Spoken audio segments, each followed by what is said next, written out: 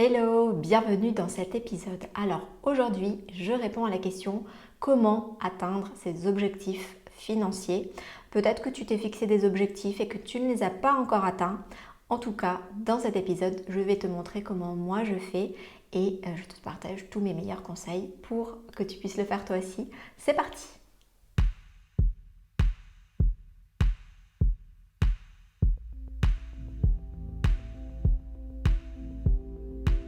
Alors, la première chose en fait pour atteindre des objectifs, alors là aujourd'hui on va parler d'objectifs financiers, mais finalement pour atteindre des objectifs quels qu'ils soient, la première chose, la base, c'est de fixer ses objectifs.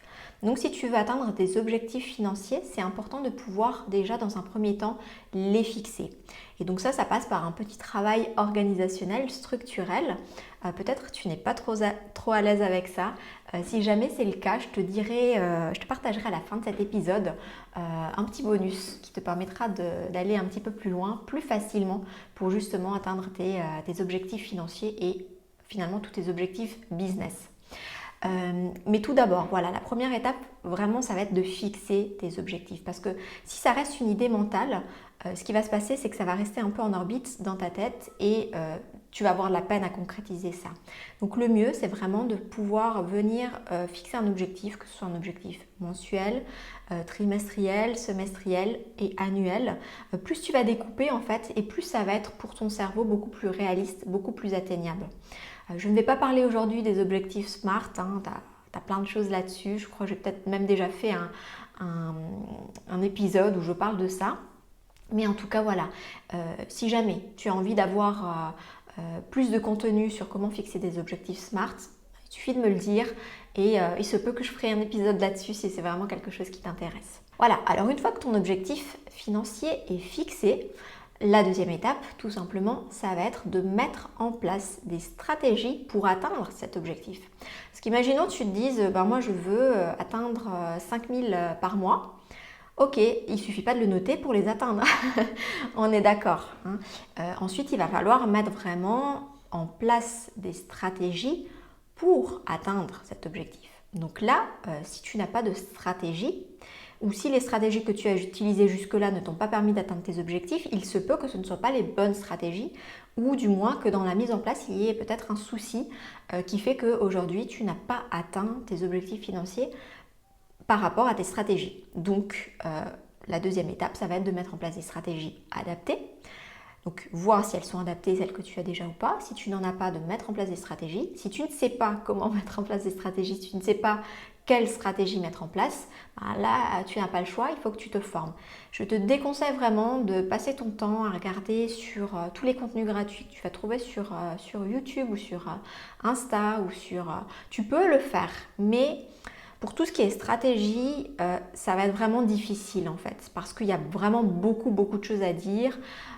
Chaque personne prêche un peu pour sa paroisse aussi. Donc, imaginons tu as des entrepreneurs qui sont à fond pour les vidéos. On va dire il faut absolument que tu fasses des vidéos. Alors peut-être que toi, la vidéo, c'est pas la stratégie qui te convient. Donc, moi, je te conseille vraiment de te former sur la stratégie globale business que tu vas pouvoir utiliser en termes de marketing et communication. Et ça te permettra ensuite de choisir la stratégie qui est la plus adaptée pour toi. Par exemple, peut-être qu'il y en a qui vont te dire comment faire la prospection sur Insta, mais peut-être que la prospection, c'est pas ton truc. Donc, par contre, si tu te formes aux stratégies marketing business de façon générale et que tu apprends à identifier les différentes stratégies, que tu comprends en fait comment les imbriquer et comment les adapter pour toi, tu vas vraiment pouvoir choisir ce qui te convient le mieux, tester et ajuster si besoin. Ça, c'était mon conseil. Après, tu fais comme tu veux. Ensuite, une fois que tu as fixé l'objectif financier, une fois que tu as mis en place des stratégies pour atteindre tes objectifs financiers, il va falloir passer à l'action. Passer à l'action. Mais juste avant de passer à l'action, une chose très importante, de planifier les actions. C'est le petit détail qui va faire la différence en fait. Parce que si tu ne planifies pas tes actions, il se peut que là encore, ça reste un peu en orbite et que finalement, tu finisses par procrastiner. Donc moi, je te conseille vraiment de faire des objectifs d'action à 3 mois dans lesquels tu vas pouvoir mettre en place les stratégies, passer à l'action de ces stratégies et définir quels résultats tu veux obtenir, par exemple au bout d'un mois ou au bout de 3 mois.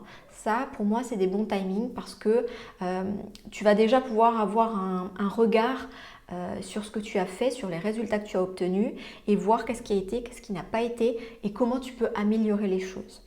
Donc ça, c'est vraiment super important. Et ensuite, bien sûr, passe à l'action massivement.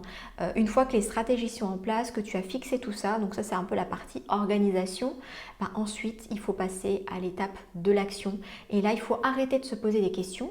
À partir du moment où tu t'es fixé un objectif mensuel et trimestriel pour 3 mois, tu passes à l'action. Tu ne remets plus en cause, tu ne remets plus en question tes stratégies. Là, tu attendras la fin du mois ou des 3 mois pour remettre en question ta stratégie. Mais une fois que tu as mis en place ta stratégie, tu ne reviens pas dessus. Parce que sinon, tu pourrais être tenté de te dire, bon, mais est-ce que c'est vraiment la bonne stratégie? J'ai pas encore trop de résultats. Attends vraiment la fin du mois ou des 3 mois pour tirer des conclusions si ta stratégie est bonne ou pas bonne, parce que tu peux avoir des surprises. Donc ça, c'était vraiment les étapes à la suite logique que je t'invite à faire pour vraiment pouvoir atteindre tous tes objectifs financiers. Et bien sûr, il y a aussi une dimension qui est importante, qui est la dimension du mindset. C'est pas tout de faire tout ça, mais si tu as par exemple des croyances limitantes qui viennent te freiner, une sorte de plafond de verre comme on dit, qui vient un peu bloquer tes résultats, tu peux avoir mis en place toute une super stratégie, toute une bonne organisation et passer à l'action, mais si tu doutes de toi, si tu n'y crois pas, si tu as des croyances qui viennent te bloquer, ça va jouer sur aussi l'atteinte de ces objectifs financiers. Donc si tu vois que tu as fait le travail mais que tu n'as pas encore les résultats, il se pourrait que ce soit aussi la partie mindset qui vienne te bloquer. Il ne faut pas prendre à la légère le mindset en entrepreneuriat, en business, parce que c'est vraiment une partie énorme qui va avoir un impact énorme sur ta réussite. Donc voilà, là je t'ai donné vraiment les points les plus importants pour être certaine presque à 100% d'atteindre tes résultats, tes objectifs financiers. Maintenant, si tu veux aller plus loin et si tu ne sais pas comment organiser tout ça, sache que je propose un petit planning Trello avec une petite formation aussi qui te permet vraiment de planifier tous tes résultats, de les définir, tes objectifs financiers, de les définir et puis qui te permet aussi de planifier les actions que tu vas pouvoir mettre en place, etc. et qui te donne une vue d'ensemble. Trello, c'est vraiment un super outil, c'est l'outil que moi j'utilise pour justement planifier tous mes objectifs, qu'ils soient financiers, d'actions, stratégiques, tout. J'organise tout mon business avec ça. Et donc du coup, c'est tout naturellement que je le propose. C'est vraiment un planning qui est vraiment très apprécié de ma communauté et de toutes les personnes qui me découvrent. On me découvre aussi beaucoup par le biais de ce planning. Et du coup, si ça t'intéresse, regarde dans le descriptif, tu auras le lien, tu pourras jeter un coup d'œil si c'est quelque chose qui peut t'aider toi aussi ou pas. Voilà, en tout cas, j'espère que cet épisode t'a plu, qu'il aura pu t'aider. Et comme d'habitude, je te dis à la semaine prochaine pour l'épisode de la semaine prochaine. Ciao, ciao!